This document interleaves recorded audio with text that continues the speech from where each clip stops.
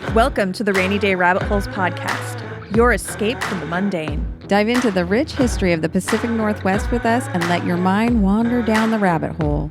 Because in the Northwest, it's always raining something weird. I am Shea. And I'm Jody. Let's fall down the rabbit hole. So can you tell this is our third episode of the day? Yep, it's getting squirrely in here. Squirrely. It's batch episode day. Anyways, hello everyone. What am I doing? That's not my intro. We should tell everyone where we're recording from today. Oh yeah, you guys.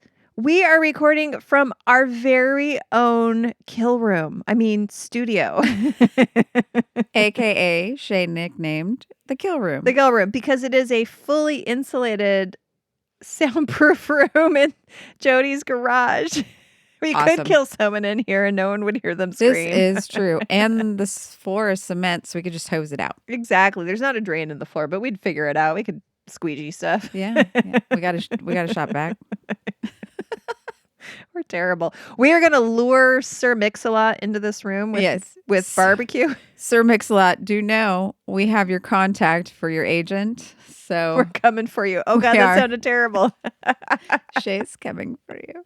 I'm sorry. Sir Mix-a-Lot, look, we really respect you and we just want to talk to you and hang out with you. I was singing Buttermilk Biscuit through my high school days. I know. And I literally, with my friends, rented a limo and went down with our posse on Broadway and ate dicks just for fun. And I mean Dick's Burgers. I was going to say, you need to explain that for anybody who does not live in the Pacific Northwest. I meant Dick's Burgers. She did not eat a bag of I did not eat a bag of Well, I did, but not those dicks. It's a hamburger chain, guys. It's called Dick's. Yes.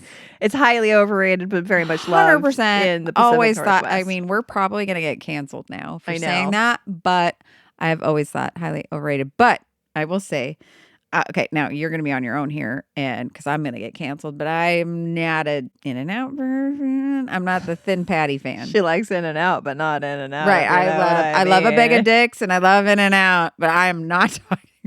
Okay, episode 3 for the day clearly has made me rummy. All right, so guys, that's enough for inane chit chat. Jesus. I have a feeling that this is what people love about us. So is us sounding like absolute morons? Yes. Drunk morons. And we are not. Totally. I'm not totally drunk. What are we drinking? We are drinking Icicle Dragon Tail IPA, and this is from Leavenworth. It is. But literally, it's my first beer. Let's go with that. All right. We killed a bottle of champagne, but this is my first beer. Same. Okay, let's get into this story. Jody, did you realize that here in Washington State, we very nearly became subjects of the British Crown? Yes, I am familiar with this story from my travels, and yes. Okay. So hidden amidst the misty forests and rugged coastlines of the Pacific Northwest is not only the tree octopus, but listen to the Sea Monsters episode, lies a tale of intrigue, betrayal, and a most unexpected catalyst, a pig. Welcome to the Pig Wars, where a seemingly mundane incident sparked a showdown of epic proportions, shaping the destiny of nations in a forgotten corner of history. Yes, very fascinating. I do know this story because I learned it as an adult in going to the San Juan Islands, and I was like, what? You're giving things away now. This is our true story here. Okay, history class is now in session with Professor Buzzkill, a.k.a. Shea. Buzzkill? You've given me a buzz. So this episode is actually going to give you, my dear listeners, a pretty good, in a nutshell, history of the origins of white settlement here in the Pacific Northwest and how this region ended up being part of America and not part of British Columbia. So history lesson, let's do this. My dear friend Michael Sullivan, you can tell me later what I got wrong. Yes, please. Please do. That. He is the expert. He is. Okay. So most of this came from the historylink.org article about the pig wars, which Michael Sullivan is the chairman of the board. So if anything in here is wrong, it is my fault, not their fault. All right, let's do this. Our story actually begins in 1493. Wow, that's a long... There was no America then. People weren't alive then. No humans. These were not actual humans, right? So Pope Alexander VI, which is the 6th, I've learned, because I'm a moron. So geography and Roman numerals, neither are your thing. No, can't do either. Issued a papal bull that which is just like a pope's memo. Rule. It's a pope's memo. That any land not inhabited by Christians was available to be, big quotes, discovered, claimed, and exploited by Christian rulers. Here we go. It stated that the Catholic faith and Christian religion should be exalted and should spread through the world, rather like a disease, in my opinion. I'm getting cringy over here. And that, quote, all barbarous nations be overthrown and brought to the faith, close quotes. This was known as the doctrine of discovery and became the basis for all European claims in the Americas, as well as the foundation for the United States' Western expansion. It was central in the Spanish conquest of the New World and supported the exclusive, quote-unquote, right to the lands, quote-unquote, discovered by Columbus the previous year. I'm going to use a lot of quotes in this. So it essentially gave Spain a monopoly on the New World, this doctrine of discovery. It was in support of Spanish conquest of the New World. It also stated that if the quote-unquote pagan or quote-unquote Saracen inhabitants could not be converted, they might be spared. And if not converted, they could be enslaved or killed. So if they did not become Christians, you could kill them or enslave them. I wonder what would happen to me. Would I be killed or slaved? Well, you're white, so you'd probably be fine. Okay. Yeah. I could go ahead and not be Christian as long as I was white. I don't know. I'd have to keep it a secret. I'd have to be a closet atheist. You're also a woman, so you weren't actually a human? Oh, so my opinion doesn't matter. No. Got it. No, you're going to do whatever your husband told you to do. Damn it. Anyways, okay, let's... How the times have changed. Have they? For me. Oh, for you, yes. Okay. You're like, my husband's going to do what I tell him to do. No, but I am uncontrollable. That's true. He just kind of contains me. I know. Oh, he's my boundaries. Sometimes he has talks with me about like, look, we need to keep Jody from doing too much. I need your help. Oh, does he? Yes. Yeah.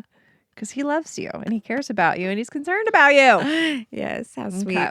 He's a good guy. Okay. So this doctrine of discovery was even upheld by the U.S. Supreme Court in 1823 to justify the snuffing out of indigenous peoples' culture and to seize their lands. And unfortunately, this law has even been used as recently as 2005 to deny the right of the Oneida Nation of New York to retain its territory, which is just gross. Yes. Okay. So I got a little bit enraged reading about the doctrine of discovery. Also, I'm super thankful to be born in this time. Yes. At this time. Meaning, I'm sure I've been reincarnated. Just kidding. Go ahead. You were the husband last time. Yes, that's my theory. Keith and I have been married multiple times. Yeah, that's the first time you've been the wife. We're trying it out. Maybe we're going to go back next time. Yes. Okay. So why are we talking about this and what does it have to do with the Pacific Northwest? Well, as the Europeans sailed around the world and claimed countries with the cunning use of flags, as Eddie Izzard says, no flag, no country. These are the rules I've just made up. They work. The territories of the Pacific Northwest were of great interest. So this doctrine of discovery was the basis of the Europeans laying claim to the lands inhabited by the indigenous peoples of the Pacific Northwest, enslaving them or outright killing them. By the late 1700s, we had the Russians, the Spanish, and the British explorers in this area all looking to claim a peace. The Spanish were the first to map out the islands now known as the San Juan Islands, as well as name most of the islands in the channels in this region. So if you've ever been wondering why all of the islands and channels in the Pacific Northwest have Spanish names, that is because the Spanish were the explorers that came here and mapped and named things. So the San Juan Islands, their namesake, you ready for this? Yes. Okay, you ready? It's another episode of Shea ruining everything. Can't pronounce stuff. Oh, got you. Okay, good. Okay, you ready for me to butcher a bunch of Spanish names? All right, I'm getting ready. Okay, hold on. Go. Okay, deep breath. I believe in you. Here we go. I gotta concentrate. Okay. Don Juan Vicente de Güemes, Pachico de Padilla, Horcasitas y Agio Conde de Revilla Gigado. Okay. There was a lot of Japanese accent in it, but otherwise, I think you got it. That is abbreviated to San Juan. Oh, wow. All that is San Juan. Wow. He was a Spanish military officer and the viceroy of New Spain. So, fun or not so fun fact, where do you think the name Orcas Island came from? Oh, from the whales. No. It is not from the black and white marine animal. It is a shortening of the name Horcasitas, because Orcas is in the middle of it. It's Horcasitees. Cetus, is that islands? I wonder. No, that's just his name. Oh. Horca. Sounded German. Horca. I was doing Sorry, the guys. same thing. It was so nasally. Horcasites. Did that sound Spanish? Did I roll my R's a little bit? Horcasites. Well, by the time we get to Spain, we'll work that out. I'm so sorry to everyone. We'll work that out. out. Spanish speaking. The Spanish presence remains evident in many local place names. Okay, so we got Lopez Island, Rosarito Strait, Sica Island, Patos Island, Padilla Bay. Yeah. Okay. So I didn't even realize that. I've been to all those areas, and I mean, I knew San Juan was Spanish. But other than that, Lopez. Strait of Juan de Fuca. Yeah, I knew that. Pretty Spanish. You're right. But you know what? The Coast Salish were already here, as well as many other tribes like the Samish and Lumi peoples. And they had names for these places already. And Was it Lumi Island for the Lumi? Actually, is there a Lumi Island? Yeah, there's. Oh, okay. I'm sure it's probably been renamed to Lumi Island. Right, that's probably a Spanish name for a while. What was it before? Yeah. So I am not going to disrespect the indigenous peoples. I will disrespect the Spanish apparently, but by butchering their words, because I am sorry. I looked up. There's a whole map of the Salish Sea and San Juan Islands and the original indigenous peoples' names for them, and I can't even try. They do actually give a little pronunciation audio clip there, but I'm just not going to disrespect people by trying when I know I can't. So we will provide a link to this map that shows the names of what the indigenous peoples called these areas. So I really encourage you guys to go read about what each of these places meant to the indigenous peoples that live there, because besides the name, they had meaning to the people who had lived there for thousands of years already before Europeans showed up. And came in and they stole their lands and then wiped them out with smallpox. Because many of the indigenous peoples of the islands of the San Juans were wiped out with smallpox. And if that didn't do it, we have other versions that we can take to you. That's super fun. Okay, so the Russians, the Spanish, and the British were all lurking around trying to grab up territories. And the United States who at this point were mostly on the East Coast. They wanted in on the action. They sent expeditions west with Captain Robert Gray and also the Lewis and Clark expedition. And there were other expeditions over here to the West Coast, whether by land or by sea. Now, all of these dudes claimed that they, quote unquote, discovered the region, even though the Northwest was already populated with indigenous people. But it was undiscovered by white people, Shea. White dudes. Right. Christians had not yet come here, so it did not matter. It doesn't count yet. No, it doesn't count. Right. That's when life begins. Right. Exactly. It's Christian conception. Right. That doctrine of discovery gave the Europeans the quote unquote right to claim the land. What gave them the right? The doctrine of discovery. Oh, right. Mm-hmm. Yep. So by the early 1800s. Okay, so what we need to do is make our own doctrines to things. Yes. And that gives us the right to things. Okay, so if your pet is an outside animal and is just roaming freely, I reserve the right to claim it as my own.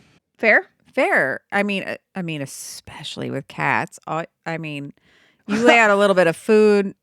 All of my neighbors have I have a neighbor that has a couple outside cats, and they come and shit in my yard. So I should be able to claim that cat as my own and bring it inside, and it's my cat now. Can you claim it on your taxes? Look, if you can claim a child on your taxes as a dependent, I think you should be able to claim a pet as a dependent on your taxes. Like, a pet sometimes costs you more than a child. 100%. However, I think we should cap it, because I know some people with lots of pets. That's just ridiculous. Well, you know people, too, that will spend $10,000 on a pet surgery. At least. I'm not calling you out, Miss We San love you. Francisco. We get it, too. We get it. We would probably do the same. I mean, I get why you would, but somewhere I would go, no, I'm not doing that. Should we cut that part? No, she'll like it. Okay. She knows who she is. She knows it's out of love. We love you. We love how you love, too. Mm-hmm. All right. By the early 1800s, Spain and Russia dropped out of the race. Quitters. Boo. We're number one. And they were no longer making claims between Northern California and Alaska. So that left just Britain and the good old US of A. We're number one. I was born here, but I did an ancestry DNA test, and I'm like 85% British, which I think is insane. So maybe you should move purebred. You should move to Canada, where the British are. There's a good chance it may happen. I know. They don't have dental care, right? Because that's not healthcare. Yeah, they've got health care, but not dental care. Your mouth is not healthcare. Even though there is scientific evidence that your dental care can directly affect your cardiovascular health. 100%. Before you have heart surgery, make you go get a dental exam. Right. But you have to pay for that outside. Right. Anyway, they got some things right, some things wrong. It's fine. Well, that's every time somebody brings up like national health care, I'm like, yeah, there's some great programs out there. And guess what else there is? A problem. Sure. That we don't have with our system. You break something, you fix something. You fix something, you break something. Sorry. You know what, though? I bet you if women had been in charge for the last 200 years, these problems would have already been figured out. This is true. And our off-ramps and on-ramps would be better. Where were we? All right. Britain. We got on tangents. Britain and the good old US of A were left to duke it out for the area known as Oregon country. I say Oregon weird, don't I? Is that Oregon? I know, and I always say or is it like Oregon. Your liver? I always say it like it's your liver. I say one word. I also say picture for everything. A picture? No, I say picture. I say picture. Oh, with it for, like a poor picture, but you're saying. But I'm saying it for a photograph and also somebody who throws a baseball and something you pour something out of. It's all just one pronunciation for me. Also, I say coupon. And Rich gets mad at me because it's Q. It's coupon. It's not coupon. It's coupon. Anyway, Rich should chill out because there's soda. Like we already talked about tomato and tomato. If you say tomato, I'm gonna be like, that's fine. Tomato. That was potato, patata, tomato, tomato. Tomato. That was tomato, not tomato. Whatever. Tomato. Either way, I'm going to say 0 words about it, and in my head, I'm going to judge. Well, I still think that it doesn't matter how you say fungi or fungi or fungi. What about GIF, GIF? It's a made-up word, so who cares? Thank you. All right. Correct. It's my TED Talk. I think it's actually like a acronym. I don't know. Anyway, so Oregon country. Oregon. Or Oregon. Oregon country. It was all of the territory west of the Rocky Mountains between California and, as I spelled it here, Alaska. Without an S. Oh, Alaska. Alaska. Is that south of Alaska? Or It is. more? It's South Alaska. Alaska is South Alaska. They signed a treaty in 1818 that allowed them to jointly occupy the area. And we're saying British and America because we went off on a tangent. So you're like, who? Britain and USA and America. They are jointly occupying Oregon country, which is the Pacific Northwest now. Okay. All right. At this time, the largest non-indigenous presence in this area was Britain's Hudson Bay Company, which you've probably heard of because it's still around. It was mainly a large fur trading company at this point. So fun fact, it is now the parent company of many retail department stores, including Saks Fifth Avenue.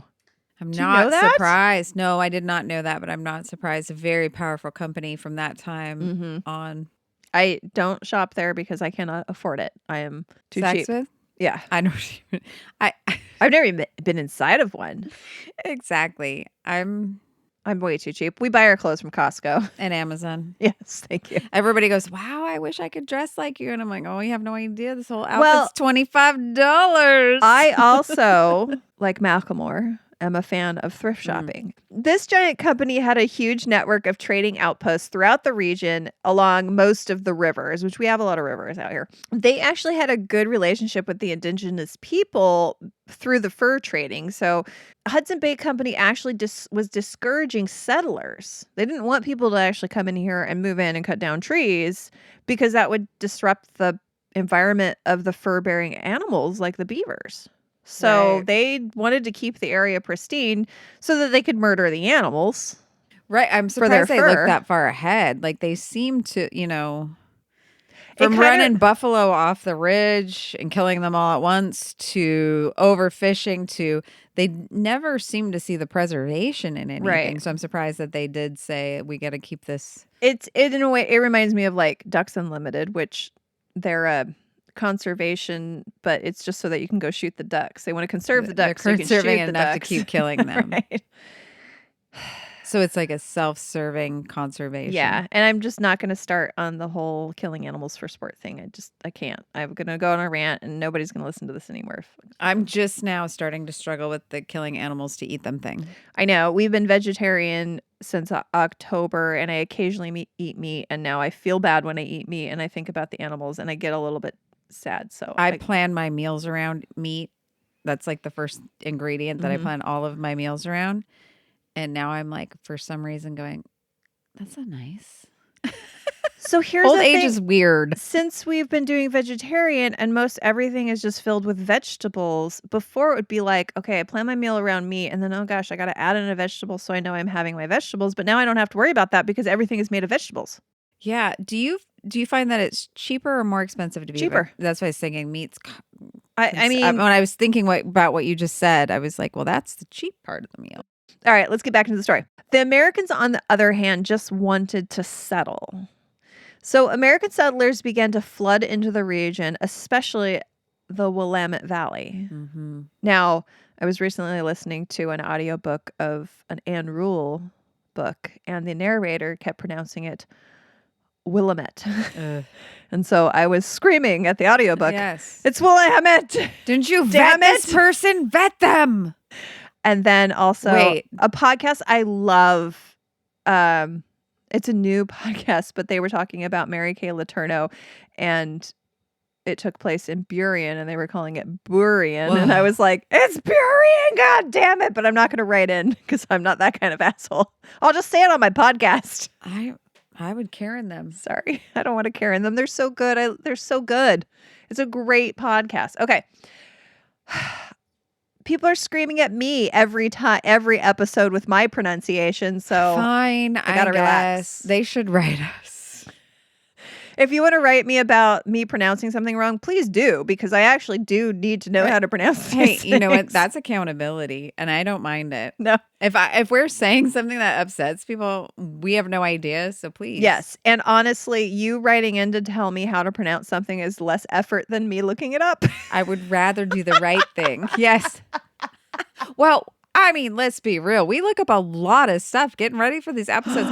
This is so funny to me because I hated history class. I did not see the purpose. I'm like, why do you gotta know about that? I need to go forward. In high school, when I started dating Keith, sorry, I think all my history teachers they're at least retired, if not. I mean, I'm old. Keith did all of my history homework because he loved it, and I couldn't see the point of it, right? So I'm not sure how I did how I passed any test, but he did literally all of my homework, and I'm thinking, I'm every week sitting down and doing history essays, like reports. We're doing reports like we did in high school every time. So yes, we do research. There is each one of our episodes could be a book that takes a year to write. You know what I mean? So we really could go deeper, harder, longer. We could really make this a lot more fruitful. Sorry, I'm just stuck on deeper, harder, longer, and fruitful. And anyway, we could, but we're keeping this fun. But yes, what you're saying is you could do more research and come up with those answers and be correct and be more precise and have these pronunciations right. But we do a lot of research. Well, already. I mean, when it comes down to it, I'm not Michael Sullivan, right? I'm not a history professor. Absolutely. I'm not the chairman of the board of historylink.org. I don't have people coming to me as an expert. I'm not. We know this. We've established this real early. We're doing this because we love to talk about this stuff, and we're trying to be fun and engaging. And if we are ever doing something that you need to correct us on, please let us know. We will fix it. But when it comes to the pronunciation of Pacific Northwest place names, we're pretty good on that, at least if it's places we've lived in.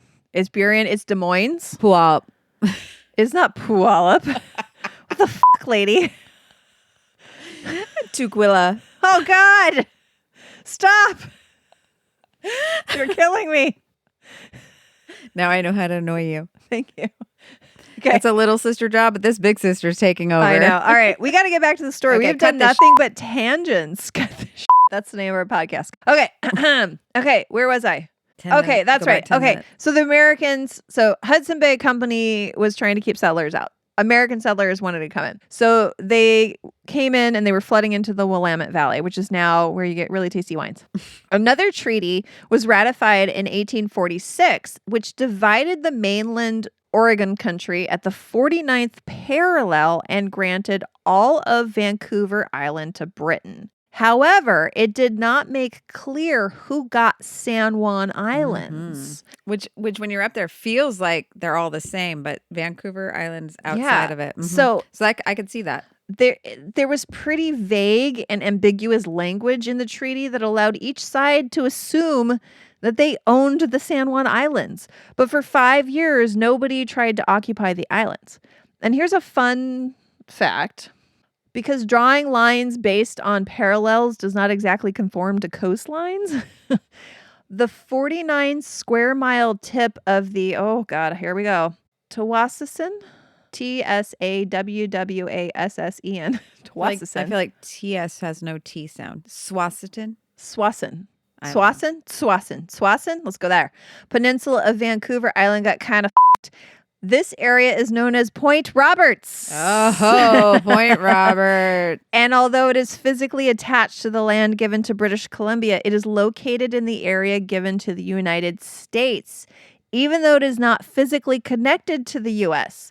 So reaching Point Roberts requires a 14-mile boat trip from the Canadian border crossing at Blaine. And in 2009, murder suspect Ryan Jenkins used Point Roberts as a way to escape into Canada. And during the COVID-19 border restrictions in 2020 and 2021, many Americans found themselves trapped there, unable to cross the border into Canada, which was necessary to reach mainland U.S. Further, as Point Roberts is a tiny town without much in the way of services, residents found themselves in dire straits without shipments of food, a pharmacy, or a hospital beyond an urgent care 100%. clinic. And they could not cross the border to go seek medical help. Yeah, they were trapped in America on the tip of Point Roberts. I actually went with my friend and went, hey, Susie, I'm calling you out here. We went and visited Point Roberts. I hadn't heard about it before till COVID-19, and they literally were trapped there. Look it up on a map. It's just a tiny little tip. And it's so cute, by the way, Shea. I love this little area. It's a great little area. It's amazing. And they had a festival going while we were there. I bought some jewelry at the art place. It was great. But it's really weird because you have to, if you're going to go by land, you have to go through Canada to get back into the U.S. You have to go through a border crossing, and I've driven to Mexico, so I've gone through and back. So I've gone through that border crossing, and of course I've done Canada a few times. What's Mexico have to do with It's literally the same border crossing to go to this little town in America through Canada.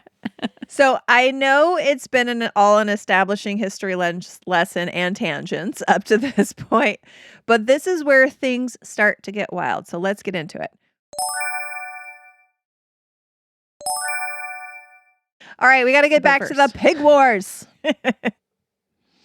Okay, so the Hudson Bay Company made the first move, establishing a seasonal salmon curing station on San Juan Island in 1851. Then, 2 years later, they set up a sheep farm at the urging of James Douglas. Remember this name, James Douglas, who was the governor of the Crown Colony of British Columbia. And he wanted to stake a claim on the islands for Britain. So remember, San Juan Islands it's vague. Nobody knows who actually owns them. The sweeping views from the farm's headquarters inspired the farm's name, the Bellevue Farm. Bellevue? Now, I don't know if that is the inspiration for the name of the city of Bellevue, but I'm just going to assume it without doing any further research. Or is it the psychiatric hospital in New York? Both are Bellevue. Well, it's Bell, one word, or two words, Bellevue. Oh. Like as in V-I-E. No, it's B-E-L-L-E, new word, V-U-E. Huh. Bell, which is beautiful, right? Mm-hmm, mm-hmm. And view, which maybe is view. I don't know. It can be a beautiful view. I could do more research, but I won't. A psychiatric hospital beautiful view? Go ahead. That's sick. Move along. I don't know. That's not Northwest. It's not Northwest. So Charles John Griffin, another name to remember, was appointed the company manager of the farm. And he bought more farm animals, including some pigs. Okay. But of course, the U.S. and the new Washington Territory were not happy with this setup. So in 1854, the U.S. Customs Collector made several trips from Port Townsend, where we just were, across the Strait of Juan de Fuca. It's my favorite.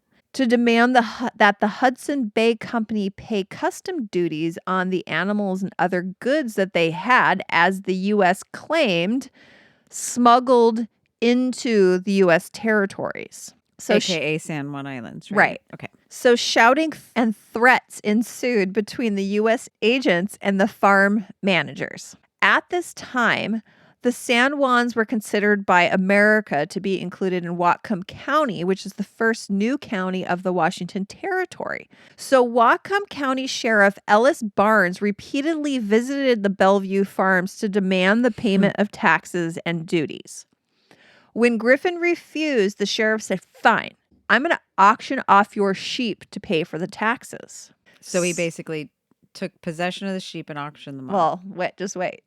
So in the middle of the night, Sheriff Barnes gathered up a bunch of men who wanted to bid on the sheep, and he got a bunch of boats, and they all rowed over to the shores of San Juan Islands. They snuck onto the farm. They rounded up about 50 sheep, and they held an auction on the beach at midnight.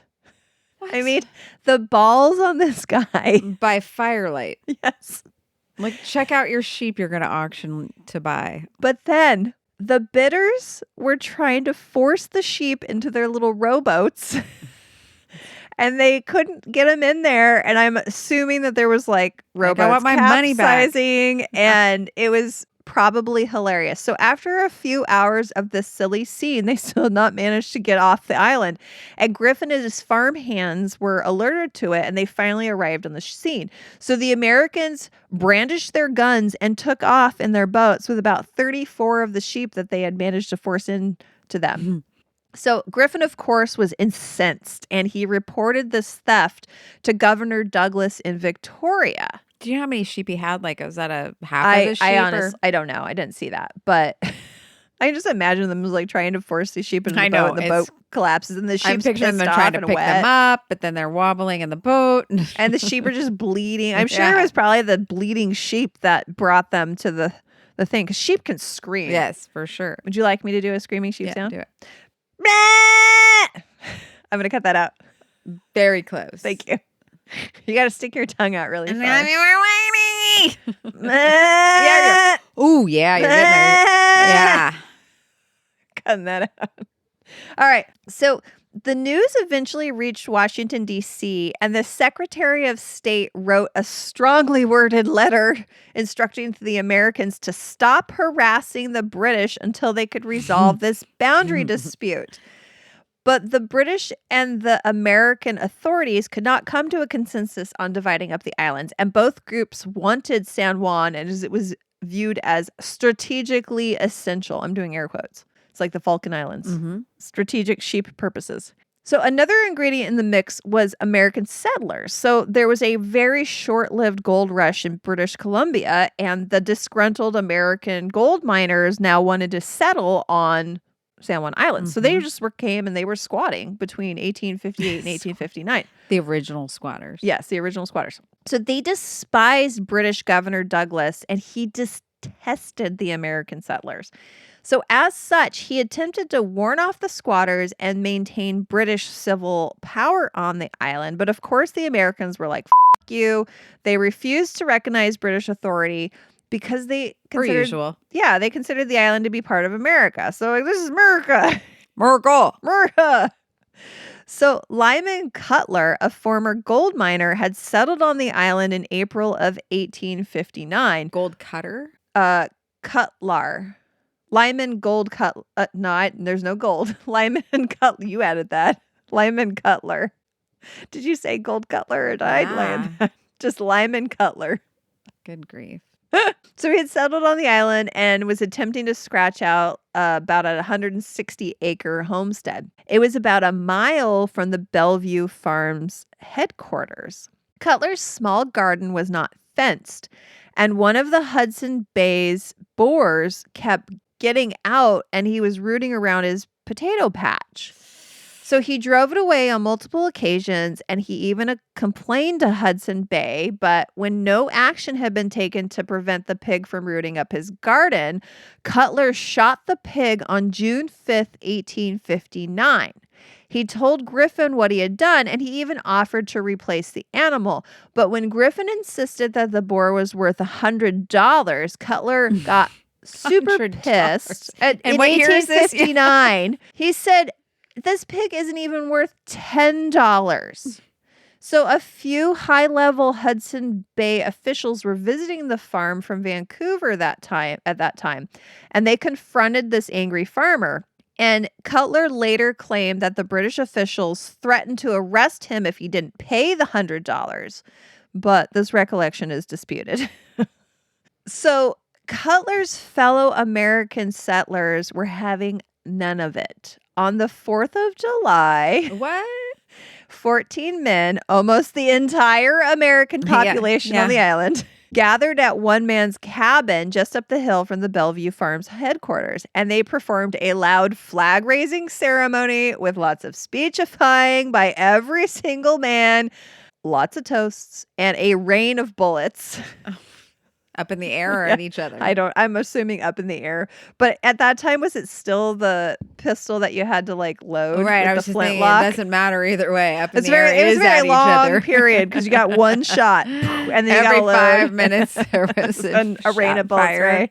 So you could miss that one. It probably went pretty slow. So a few days later, an American general, William S. Harney, was steaming past San Juan Island from Victoria, where he had been paying a courtesy call to Governor Douglas, and he was headed to Port Townsend. And he noticed that the American flag was flying on the disputed island. Well, nobody knows who this belongs to. So he was like, what's happening? So he went ashore to investigate, and the settlers took the opportunity to vent about their perceived threats from the Hudson Bay Company. Now, General Harney was well known for his anti-British feelings, and he saw an opportunity to harass the Hudson Bay Company on the island. So he had the settlers draw up a petition for military assistance, which, probably at the advice of General Harney, did not mention the incident with the pig. It instead asked for troops to protect against raids by the local indigenous people, who at this point still continued to send raiding parties to the San Juan Islands and the Puget Sound until they were wiped out by smallpox in the early 1860s. And Harney also explained to his superiors that the settlers of San Juan Island needed protection from, quote, oppressive interference of the authorities of the Hudson's Bay Company. So on July 18th, 1859, Harney ordered Captain George Pickett to abandon Fort Bellingham and move his infantry to the island. They arrived on July 26th and set up camp on the hillside above the Hudson Bay Company dock. He also posted a proclamation that said, this being United States territory, no laws other than those of the United States will be recognized or allowed on this island. So he's claiming San Juan Islands for the United States. Planted that flag. Yep. No flag, no country. So, of course, this outraged Governor Douglas. He was also acting vice admiral of the Royal Navy Fleet, and he dispatched the warship HMS Tribune, a 31-gun steamship, to the scene under the command of Captain Geoffrey Hornby. Once he arrived in the harbor, he concluded that they would need more than one ship. So a contingent of Royal Marines were sent to the HMS Plumper. I just realized Plumper. That's such a dumb name. Okay, I'm sorry. And a third British gunship was also sent. So now there's 3 British gunships in the harbor. For these islands. Over a pig. Okay. So on August 3rd, the captains of the 3 British ships met with Pickett, who insisted that his orders came from Washington, D.C., and they didn't. Washington, D.C. did not know about this yet. Oh, my. So he's acting on his own for the whole entire country. Okay. And he said he would fight any troops that landed. So thankfully, the captain, Hornby, had a cooler head, and he decided not to land his troops on the island, which perhaps avoided an actual all-out war. Mm-hmm. But Pickett was feeling vulnerable with 3 British warships hanging out in his harbor, and so he sent word to Olympia to dispatch another ship and more troops. So by August 17th, they had 424 enlisted men and 15 officers on the island. Together with 50 civilians, they built the American camp, which would be their home for the next 15 years. Yes, I remember this from my tours up there. Now, Olympia what was Olympia at the time? Because Washington was a territory. I think it was the capital of basically the capital of the territory at that point. Yeah. And Fort Steilacoom was down in that area as well, which plays a part in this because they did send troops up from and ships up from Fort Steilacoom, which we're going to go on a Fort Steilacoom tour soon. I can't wait. Pretty Gritty Tours. They do a lantern tour, and I cannot wait. So I cannot wait. Yes, we're partnering up with Pretty Gritty Tours to do some fun stuff, like offer you discounts, right? And hopefully tours. More.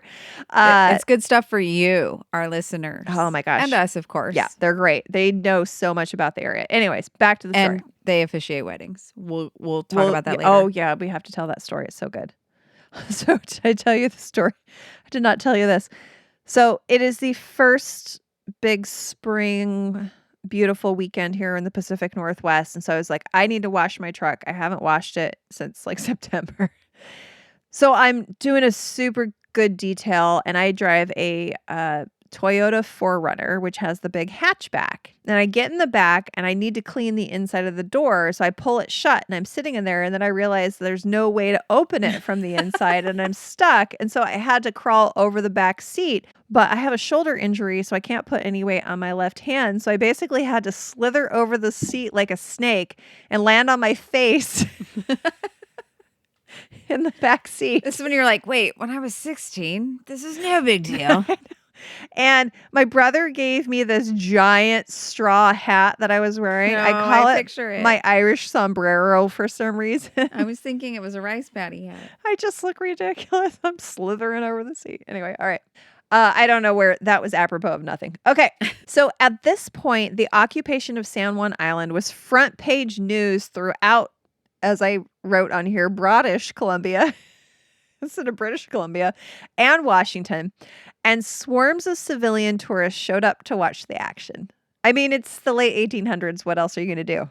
Yes. That's like TV. I know. That's like watching Netflix. Exactly. A whole new settlement sprang up on the shores of the bay, known as San Juan Town, complete with bars and brothels. Where? On San Juan Island. I don't know. It's like, I wonder if is that Friday Harbor?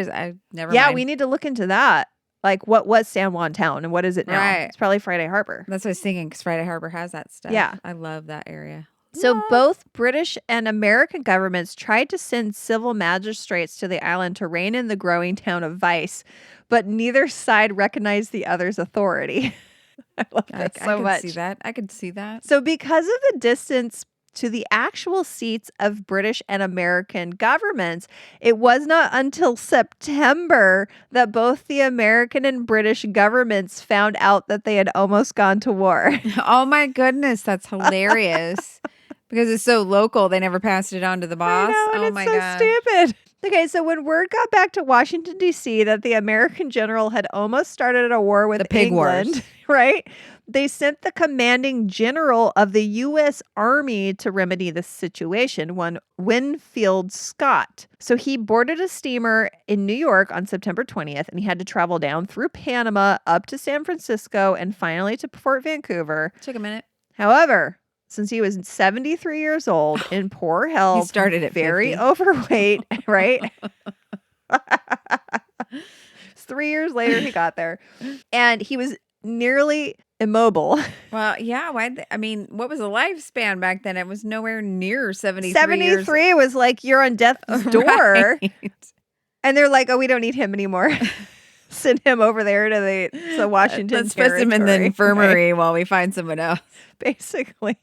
They're like, oh my God, he's never going to come back because he's definitely going to die. That's it. On this trip, so we can replace him. He never even went ashore during his time in the Northwest. So through aides, he dispatched his orders to those on shore at San Juan Harbor, and he wanted almost all of the troops to return to their previous posts. So the Washington Territory governors were outraged. They thought that Scott should have allowed the territorial government jurisdiction over the San Juans. And he further stirred things up by suggesting that Harney should step down from command. And so they were like, F you, old man, go home. Mm-hmm. We got this. We don't need right. you. Although the powers that be in Victoria were reluctant to place British troops on the island, London authorities decided that as long as U.S. troops were occupying the island, that there should be an equal amount of British troops.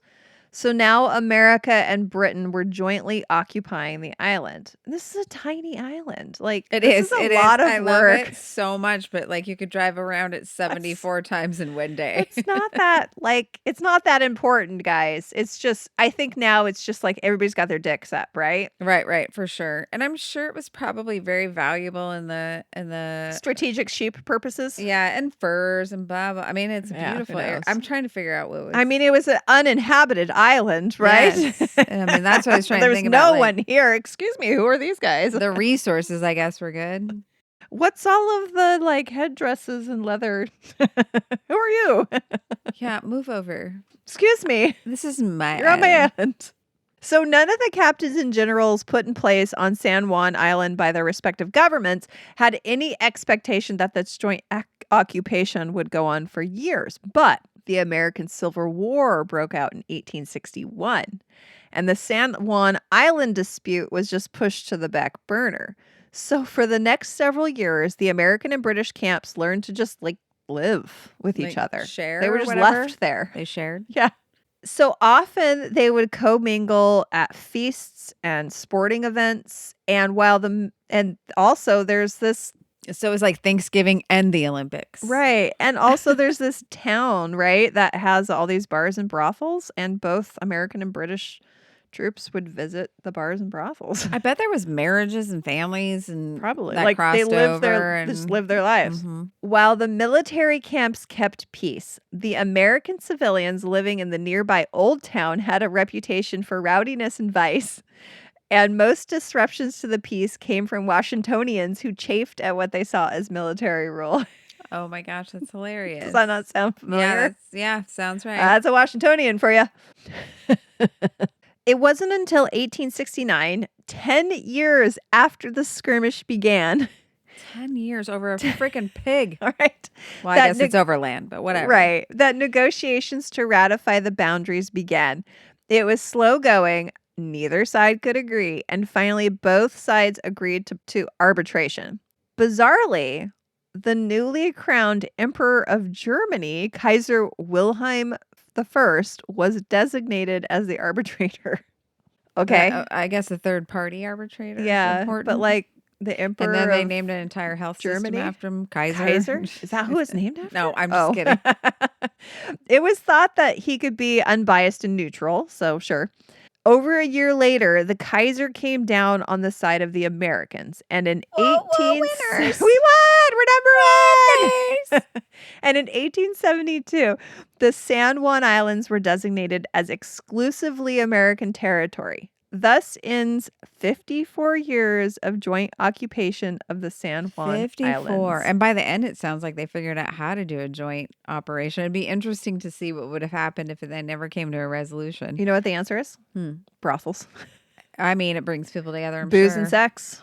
Yeah, it's the universal language, booze and sex. You know, I watch Outlander. I still haven't, but which I hear part it's of kind it of takes like place during this. It's kind of like middle-aged Revolutionary lady War. porn, so I'm into it. Not kinda. Wait. Middle-aged? What? I think all ladies. Okay, all ladies porn. All ladies who have I'm just seen relating everything to porn. me because I'm about to be exactly middle-aged. It's okay. I'm living to 90. It's a good place to be. It is. You know what it is? Middle age is your entry to freedom. Thank you. We just no don't give one a gives a You just do what you want to do. No one cares what I look like or what I do, and I don't care what I look like. Care, and I care, and I don't care what you think. So I only care what I think, and that's what matters. Right. And so when I get ready in the morning, I don't care. So that's the story of how a pig almost started a war in the Pacific Northwest. And by the way, that poor pig was the only casualty. Did he have a name? Can No. we at least say his name? No, we can't say his name. Frank. Let's call him Frank. I was just Why is thinking, everything Frank? I don't know. Well, I know when you said it earlier, I was like, that is actually what I'm going to name my dog if I get another one. Yeah, well, anyways, that was the pig wars. No, that's amazing. I've learned about the pig wars on tours of the San Juan Islands. I've done excursion tours there, and then we've done our own tours there. This is pretty in-depth compared to what you get from the placard on the side there. Yeah, but yes, for anyone who wants to go look, there is a monument there. Yeah, there's a national monument on San Juan Islands that tells the story of the pigtails. The pig wars. Pigtails are what I had as a child. Pig wars are what Sure. they had when they were trying to figure it out.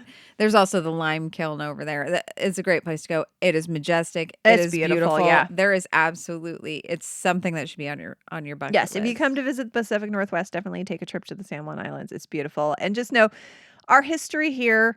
Now, I'm saying it's not very old and like European settler, white man old. It's old in that the indigenous people here have been here for maybe 10,000 years.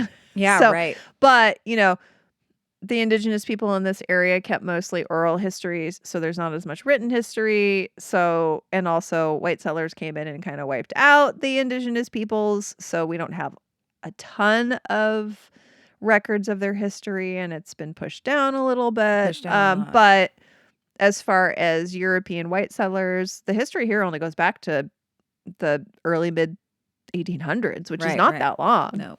And some of it's hilarious. It's 200 years. Yeah. Like if you were to go to Europe, you're looking at churches Not and even 200 years. castles that are how old? 100 way older. Yeah. Well, I mean, even like Ireland has churches there that are like 1,000 years old. When I went to Japan, we went to a temple that was 1,100 years old. These are things that you cannot see in America.